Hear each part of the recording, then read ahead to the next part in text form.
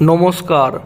কোনো সরকার যদি অন্যায় অত্যাচার করে কিংবা অন্যায় অত্যাচারকে সমর্থন করে, তাহলে তার বিরুদ্ধে যদি সাধারণ জনগণ থেকে যুব সমাজ রেগে যায়, তাহলে তার পরিণতি কী হতে পারে সেটা সম্প্রতি সারা বিশ্ব দেখেছে বাংলাদেশের যুব সমাজের কাছ থেকে। যদিও প্রথম দিকে বাংলাদেশের যুব সমাজ তাদের সরকারের অন্যায় অত্যাচারের বিরুদ্ধে যে আন্দোলন শুরু করেছিল সেটার প্রশংসা অনেকেই করেছিলেন।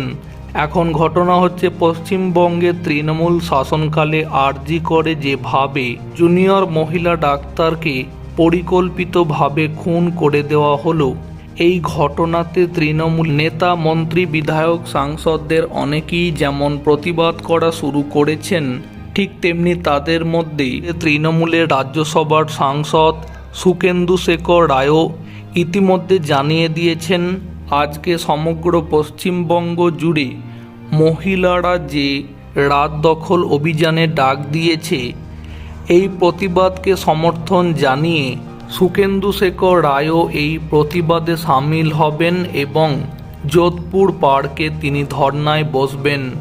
তবে ঘটনা হচ্ছে, তৃণমূলের অনেক নেতা, মন্ত্রী, বিধায়ক, সাংসদ এই ঘটনার প্রতিবাদ, নিন্দা যেমন জানাচ্ছেন, কোথাও যেন তাদের মনে এখনও অতটা স্বতঃস্ফূর্ততা বা অতটা ভয়মুক্ত আন্দোলন বা প্রতিবাদ কিন্তু দেখতে পাওয়া যাচ্ছে না।